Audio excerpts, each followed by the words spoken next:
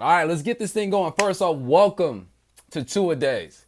Happening every day throughout the week. Early, you got John Clayton at 11 o'clock, I believe. And then now you got me at 5:30. Brought to you by our sponsors at Alaska Airlines. I appreciate everybody for joining us today. Football is back. I'm excited. I hope you're excited. Hawks have been out there for 4 or 5 days now. Go Cougs, I see you. And let's just talk a little football. So before I start answering the questions that you guys have, I'm going to give you a little insight of what I've seen so far. The first, what have I seen from practice? What I've seen from practice is a team who is just happy to be there, a team that's happy to be around each other, a team that understands what's at stake, and a team that looks prepared. You know, during these times, I feel like a lot of teams, guys are coming in out of shape. Guys are coming in hesitant and tentative. They don't really know what to expect during camp. But the one thing the Hawks do every single training camp is they bring that energy. Now, they're missing the people like you guys, right? The 12s that are on the burn, watching. I remember when I was a player, I used to feed off of that. I used to feed off the crowd. I would get ready for practice. I'm like, look, there's about 2,000 to 3,000 people out there ready to watch us perform.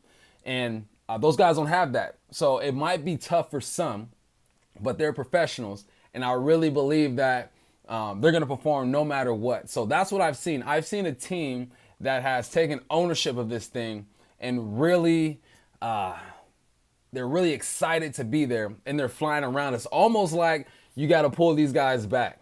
I mean, these guys are dogs, right? They've been waiting all year for this moment. There's been no mini camps, no rookie mini camps, no OTAs, none of that. So they're ready to go. These guys want to be out there. They want to play football. And for the most part, these guys look like they're in good shape. I think that was the first thing I was worried about was, all right, who's not going to be in shape? I mean, what's the status of this team going to look like? But for the most part, what I've seen, these guys have really prepared themselves for this moment. Okay, second question. What have I heard from practice? Now, I know some guys. I know a couple guys with some intel. And what I've heard from practice, one, I'm a receiver, so I'm going to touch on the receivers first. Philip Dorsett is ready to go. I mean, the question is, who's going to be this third receiver? Now, who's going to step in? You know, you have Tyler Lockett. You know, you got DK Metcalf. What's up, Mello? You know that you have Greg Olsen, who's going to start at that position. Will Disley looks like he's good. But who is going to be that third receiver? And as of now, I'm hearing Philip Dorsett is running with it. He's beating guys over the top. He's running across the middle. Granted, they can't touch these guys, right? They're receivers. They're divas. I was a receiver. I get it. But Philip Dorsett can run every route in the book. And when I was scouting him, when the Hawks picked him up, I saw a hitch. Beautiful. I saw a slant. Beautiful.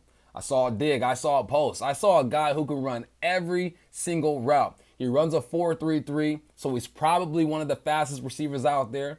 DK ran a 4.34, so, you know, there's a debate there. But I see a guy who can really take control of this third receiver spot, and that's what I'm hearing. All my Seahawks friends who are at the practice, they're telling me Philip Dorsett looks like he's ready to go. And it puts a little pressure on Demo. David Moore last year averaged 17 yards per catch, a couple of touchdowns. Big play Demo is what I call him. Up the sideline against the Carolina Panthers, he makes a big play. Seems like every play he made was a huge play. But now he's got some competition. And what is that competition going to do? It's going to push him. It's going to push everyone in that receiver room. Like I said, you got your number one spot, Lockett, of course. You got your number two spot in DK. Who's going to be that number three? And right now, it looks like it's Philip Dorsett. From what I've seen and what I've been told, Philip Dorsett is the guy, and I'm excited. I think he's versatile. I think that he can run the same routes like Tyler Lockett runs. And you hear Tyler Lockett talk about, he goes, look, Tyler is one of the most humble, just well-rounded human beings that I've ever met. And he realized, he goes, look, for them to be successful, if teams want to key on number 16, there's number 11 who can play. There's number 14 that can play. 15 can play. Demo can play. So he realizes that he's going to need some help. We'll see if he gets his numbers, but I don't think he's worried about his numbers. He just wants to win. This team is built to win right now. Not next year, right now. Russell's getting up there in age, 31. In football years, he's getting up there in age, but in real life, he's a young man. But this team is there. So what I've heard is that Philip Dorsett is the front runner for that number 3 position, receiver position. what I want to see from practice. What I want to see from practice is kind of what I saw today. I want to see the bigs go at it. First day in pads was today. And when they put on pads, it's really for the bigs because on the outside, the receivers and the DBs, they're not going to hit. It's not going to be real big collisions. They're going to take care of each other. This isn't like back in the day when my guy, Dave Wyman, the toughest man I know, when they were tackling guys in practice. It just doesn't work like that anymore. New CBA is very veteran friendly. They want to take care of each other. So when they put on the pads, but that means the big boys got to go to work. The big boys are in constant combat. Their hands are tight. They're fighting each other. They're fighting for position. Now, they're still taking care of each other. I don't think they're going 110%, but there's a little bang. You know, there's some scuffling going on. We'll see if there's a fight. Every year I was in camp, there was some type of fight. Knock on wood, let's hope there isn't a fight. But if there is, it is what it is. That's the nature of playing in the trenches. You have to be tough. And that's what pads mean to me. Pads mean that it's going. Pads mean that we're playing real football. We're not playing 7-on-7 like us receivers and DBs and quarterbacks like to play. This is real football.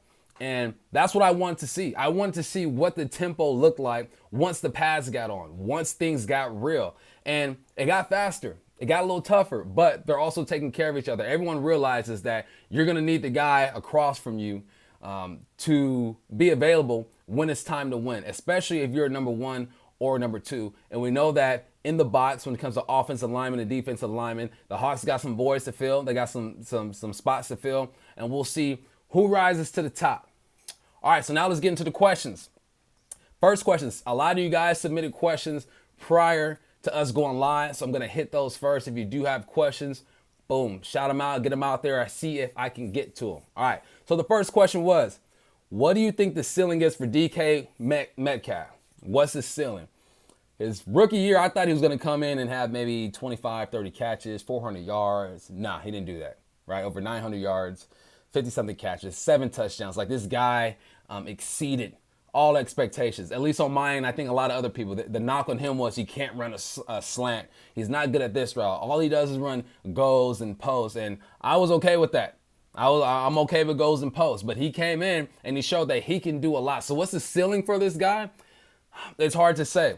I like to say that 1,100 yards, maybe 9, 10 touchdowns, maybe. That's asking a lot. If he performs at that level, that means someone else's numbers are going to go down. If he can perform at that level and Lockett can perform at that same level around 1,000 yards, this could be one of the best duos in the league. Now, there are a bunch of great duos in the league. You got Evans and Godwin in Tampa. You have Amari Cooper and Michael Gallup in Dallas. There are a lot of guys out there. You got DeAndre Hopkins in the division now with Kirk over there. So there are a lot of good duos, but if DK can get around 1,100 yards and Lockett can get around 1,000 to 1,100 yards, I think that's where his ceiling is. Now, I hope I'm wrong and he skyrockets and he goes through the ceiling and Lockett does his thing, Greg Olsen does his thing. But if that happens, all that means is that they're throwing the ball a lot. And we all know the Hawks do not like to throw the ball a lot. Now, do I have some let Russell cook people out there? I mean, if you're one of the people who want Russell to cook, then you're hoping that they throw the ball a lot. I think they will throw the ball a bit more than they did last year just because of the weapons that they had, especially if Philip Dorsett is balling the way that he has shown so far during camp. So that was one. That was from Justin. Justin, I appreciate that, man. Next one's from David. What could the addition of Josh Gordon mean for this receiving group? Man, if you add Josh Gordon to this, okay, let's talk about this. Josh Gordon, his heyday, had about 1,200 yards. I think if he didn't have the problems he had, he may be one of the best receivers of all time, talent-wise. That's just me. That's what I've seen. If you add him to the mix, now, you add him onto the mix, it's going to be a little later. It's not going to be now. They'll have that third receiver spot locked down, but he could be that fourth receiver. And you add Josh Gordon. Let's talk about this. You got DK Metcalf, 900 yards. Tyler Lockett, 1,000 yards. I have Philip Dorsett, who had around 400 yards last year. And you add a guy who has had over 1,000 yards in a season before, plus 12+ touchdowns.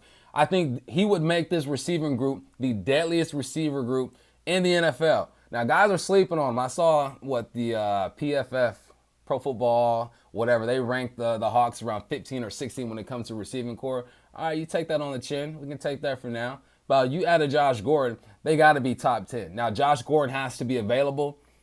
He has to perform. He has to show that this organization can trust him.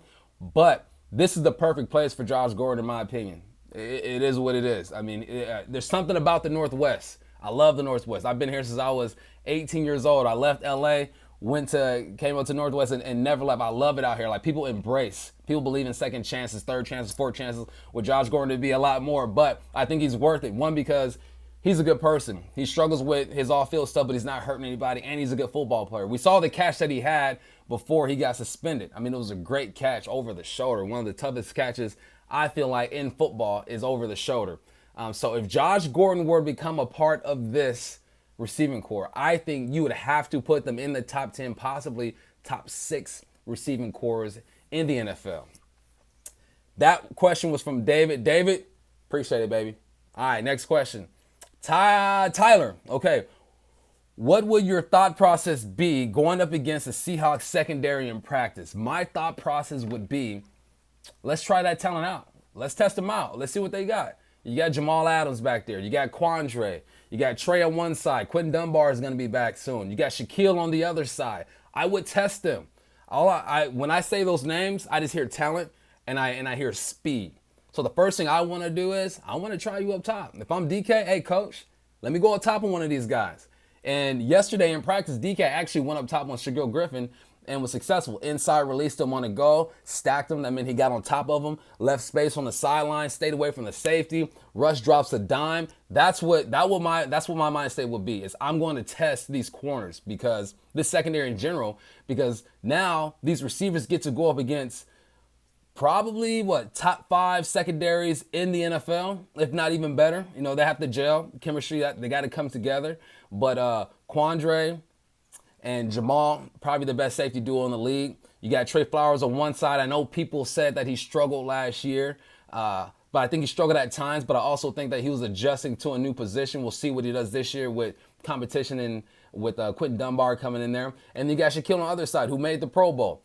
You look at the secondary, and it's tough. All right, so the first thing I'm gonna do, if I'm a receiver, my mind state is I'm gonna test them. I'm gonna go up top, and then after that, I'm gonna show them everything I got. Coach, let me run a slant. Let me run it out. Let me run a dig. Let me see what those hips look like. Let me see what it feels like running that deep cross across the middle, and see if I feel Mr. Jamal Adams coming downhill on him. Because that's the thing with Jamal Adams, he is going to come downhill and he's going to try to smack you.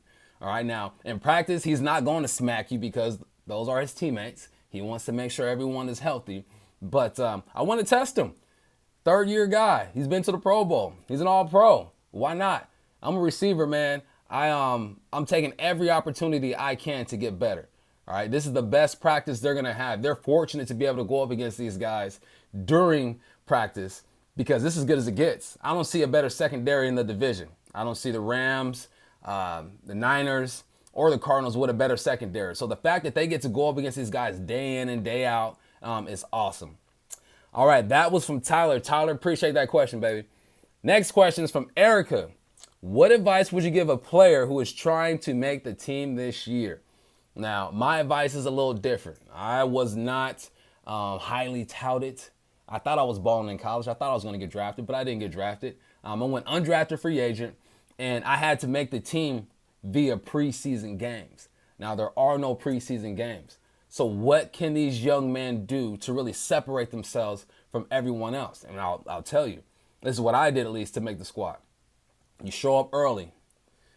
You show up enthused, ready to play, ready to go. You study your tail off, because all you have is practice now. All you have, for me, I'd get 5 reps.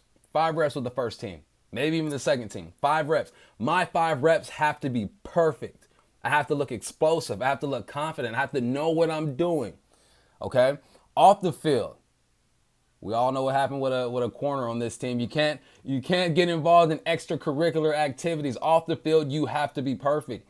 You have to put your work in at VMAC, take your butt to the hotel, ice up, rest up, study, and get ready to go. There's no room for error for these guys now, especially if you're a young guy trying to make this team. If you're not a first-round pick, if you're not a second-round pick, maybe you're a third-round pick. If you're below that, man, you're on a tight leash. So you got to be perfect. Alignment, assignment, and execution. These coaches got to be able to turn on the film and say, okay, this guy's where he's supposed to be. I like the way he's getting out of his break. If you're a lineman, boom, I love his feet. I love his hands. I love the communication. If I'm a linebacker, he's fitting up the running back. He's where he's supposed to be. He's rallying to the football. If I'm in the secondary, I'm getting my hand on the football. I'm breaking to the ball. I'm chasing down a running back when I'm on the other side of the field. It's all about the little things, the hustle. Now, the guy who slows up after, a 10-yard sprint and gives up on a play, and you got a guy next to you who's sprinting all the way to the ball, who has the advantage there?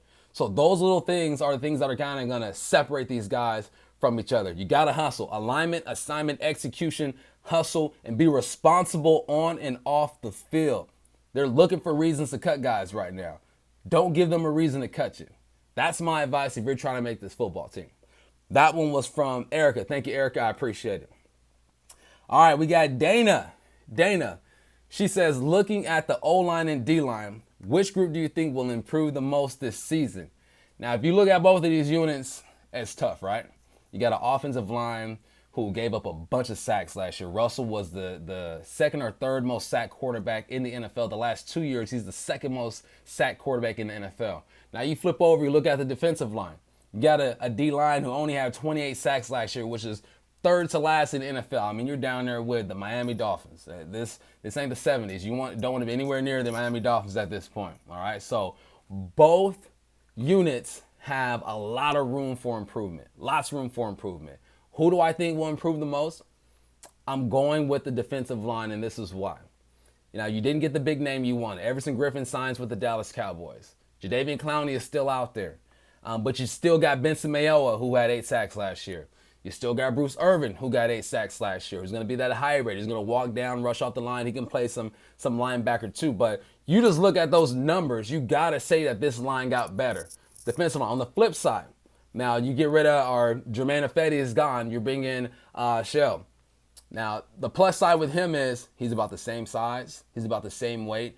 And he's had about half the penalties that Jermaine Ifedi contributed to the team last year. But with that being said, I think that with the leadership of Dwayne Brown and Mike Upati, it's going to be easier for that team to gel, that unit to gel.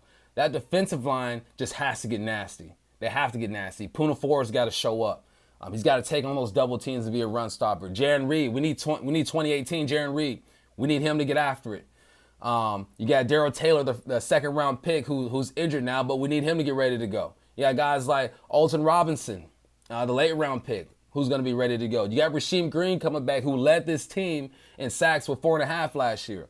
So for this team to be successful, I think that defensive line has to take a bigger jump than that offensive line. Russell's played behind so many combinations when it comes to that offensive line. He's going to make it work. With the talent he has around him, I think he's going to be able to make it work. Now, we got to cut down on the sacks because you want to protect your biggest asset on this football team. But I think they're more likely to gel faster than the defensive line. But I think later on the season, with the help that D-line has in the secondary, they're going to be able to get pressure on that quarterback. And I think with the additions of Benson Mayowa and Bruce Irvin, now people are going to knock them. Oh, who's Mayowa, Irvin's old, forget all that noise. It's all about being productive, and those guys have been productive as of late. So I expect that defensive line to take a huge jump. All right, that's what I think.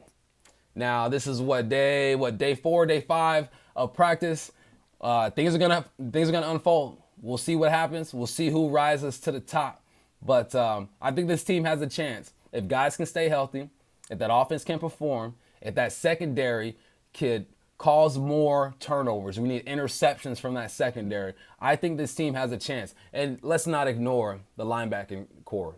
I think the best in the league. You got Bobby leading the way. Jordan Brooks is there. We'll probably talk about those guys on other days. But, yeah, man, that's it. This is 2 a day. Every day, every weekday, I will be here answering questions, telling you what I'm seeing. I appreciate everybody who logged on real quick. It's going to be quick. If y'all start hitting me with more questions, then we'll go a little longer, but it's going to be quick. I appreciate everyone who tuned in. This is Michael Bumpus 2 a day. Big ups to our sponsors, Alaska Air. I will see you guys tomorrow. Holla at me.